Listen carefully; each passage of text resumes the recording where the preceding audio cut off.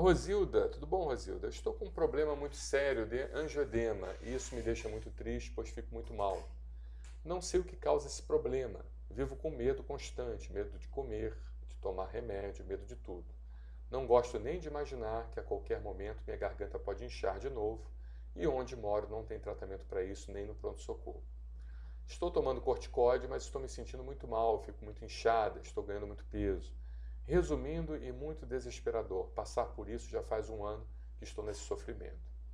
Preciso muito de ajuda, de um medicamento que possa me deixar mais tranquila. Em todos os lugares que procurei, ajuda a não conseguir nada. Só falam que isso é muito perigoso, mas não fazem nada. Então, Rosilda, nós temos uma playlist sobre angioedema. Você pode acessar o nosso canal no YouTube. Você procura uma playlist sobre angioedema. Mas aqui eu vou explicar para você, que eu sei que você está sofrendo muito em relação a isso, que o principal que nós precisamos fazer é o diagnóstico, né? Sem diagnóstico, a gente não consegue, então, conduzir melhor o seu tratamento. Então, Rosilda, presta bem atenção, se porventura você não entender muito bem, você volta atrás, porque realmente, muitas das vezes, quando a gente consegue uma cura ou um tratamento eficaz para o nosso problema, é porque nós nos empenhamos nisso, né? O médico ajuda muito, muitas das vezes o médico ele se empenha também, mas às vezes por um desconhecimento técnico de uma coisa que não é muito comum, às vezes o paciente realmente acaba fazendo uma peregrinação. Então eu vou tentar, Rosilda, fazer um resumo, né, para que você possa procurar primeiro um médico alergista e segundo, entender melhor o que poderia estar acontecendo com você. Rosilda, é o seguinte, o angioedema, a primeira coisa que a gente vê no angioedema é se ele tem urticária, se tem rache cutânea ou se não tem rache cutânea. Então, um angioedema com urticária, a gente pensa numa quantidade determinada de diagnósticos. Então, por exemplo, você pode ter um angioedema com urticária, um processo alérgico alimentar, um processo alérgico à poeira, a mofo, a pelo de animal, a pólen, né, que faz então aquela lesão no seu corpo, né, faz aquele vermelhidão em alto relevo, que coça e que é quente, e também acaba havendo um inchaço na boca, um inchaço na glote, um inchaço na bolsa escrotal no homem, nos grandes lábios na mulher, um inchaço nas pálpebras, ou seja, acaba havendo um inchaço, tá?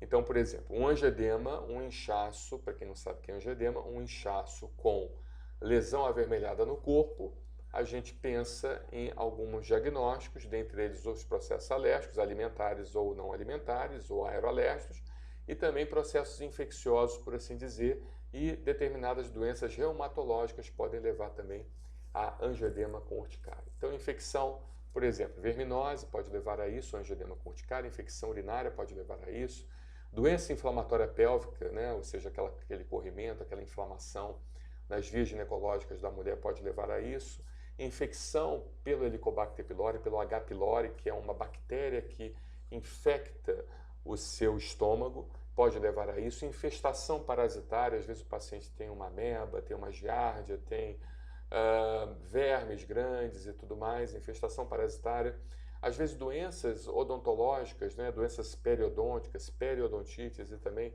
doenças endodônticas dentro do dente, né, o paciente tem uma cárie ali mal curada, ou tem uma pulpite, ou tem uma inflamação endodôntica, então por isso que é importante também ir no seu dentista para fazer uma revisão. Muita coisa pode causar angioedema com urticária, tá bom? Então eu fiz um resumozinho do inchaço com lesões avermelhadas pelo corpo, o angioedema com urticária. Agora nós vamos falar do angioedema sem urticária. O angioedema sem urticária, a gente vai dividir em três tipos, tá? Idiopático, sem causa definida, mas hoje parece que tem uma relação muito forte com o fator 12 de coagulação. Parece que existe um distúrbio do fator 12 de coagulação que causa angioedema sem urticária. Então, você pode também pensar no angioedema adquirido. O que é um angioedema adquirido? Angioedema que algumas situações podem estar relacionadas. Por exemplo, o paciente tem um câncer e esse câncer consome o sistema complemento, consome o C3, o C4, o complemento total e também consome o inibidor da C1 esterase, ou seja, consome o sistema complemento como um todo. Um câncer, uma doença reumática também pode levar a isso, doenças linfoproliferativas, né, ligadas ao sistema hematopoético, linfático.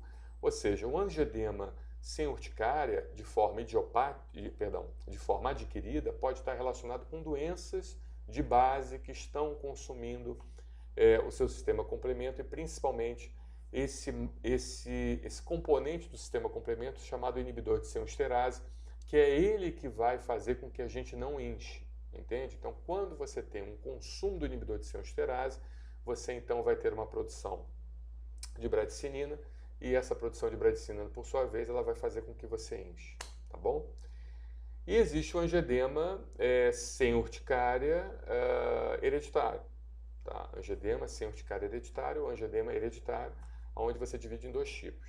O angioedema quantitativo, onde você tem a diminuição quantitativa da quantidade do inibidor de C1-esterase, e você teria também uma diminuição, no caso do angioedema hereditário, com diminuição qualitativa, funcional do inibidor de C1-esterase, entendeu? Então, é um tipo de angioedema, é uma doença rara, onde você tem uma diminuição desse inibidor de C1-esterase, mas justamente a diferença para que o médico ele possa se guiar se não seria um angioedema idiopático, um angioedema hereditário adquirido, um angioedema hereditário, um angioedema idiopático, um angioedema adquirido e um angioedema hereditário. Então, a diferença para o angioedema hereditário para o adquirido é justamente que o hereditário ele tem baixa de tudo, ele baixa todo o sistema complemento, incluindo o C4, tá? Já o angioedema hereditário, ele tem baixa somente o inibidor de C1-esterase, e o C4 ele permanece ativo. Perdão, eu vou fazer uma recapitulação aqui. O C4 também baixa no angioedema hereditário, desculpa, eu errei. O C4 também baixa no angioedema hereditário, tá? Assim como baixa no angioedema adquirido. O que baixa no angioedema hereditário é justamente, o que não baixa no angioedema hereditário é justamente o C1q, tá bom? Vocês me desculpem, pessoal, porque isso aqui tudo é ao vivo, eu vou puxando a minha cabeça. Então, assim, você para diferenciar um angioedema hereditário do angioedema adquirido, você tem que pedir o C1q, porque tanto no angioedema hereditário quanto no adquirido você vai ter baixa do complemento C4. Enquanto que no angioedema adquirido você também vai ter baixa do C1q, enquanto no angioedema hereditário você não tem baixa do C1q, tá bom? Então essa é a diferenciação. Então, Rosilda, você precisa realmente fazer o diagnóstico. Então eu vou fazer um grande resumo aqui. Angioedema com urticária ou sem urticária? Angioedema com urticária, alergias, infecções, algumas doenças reumáticas e tudo mais. Angioedema sem urticária pode ser angioedema idiopático, angioedema hereditário e angioedema adquirido. Angioedema hereditário pode ser de dois tipos, pela deficiência quantitativa do inibidor de C1-esterase e pela deficiência qualitativa do inibidor de C1-esterase.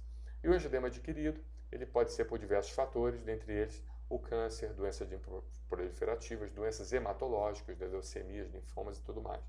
Então a gente precisa realmente, primeiro de tudo, Rosilda, fazer o diagnóstico.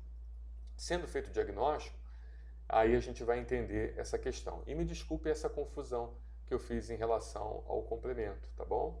Então, só fazendo mais um adendo para a diferenciação do angioedema adquirido para o hereditário, o angioedema, tanto o angioedema hereditário quanto adquirido, vão ter justamente baixa do complemento C4. Só que o adquirido, diferentemente do hereditário, vai baixar também o C1q, enquanto que o hereditário não baixa o C1q, que é um componente do complemento. Tá bom? Desculpem pela confusão. Um abraço, Rosilda. Qualquer coisa estou à disposição. Se porventura você quiser complementar com alguma informação, eu vou ter imenso prazer. E nossos vídeos sobre angioedema, a gente explica isso direitinho, tá bom? E me desculpem pelos erros, porque realmente aqui é tudo ao vivo, não é gravado, eu não tenho teleprompter, eu não tenho cola nenhuma, tudo vem da minha cabeça e eventualmente a gente faz algumas confusões, mas eu consertei a confusão. Obrigado!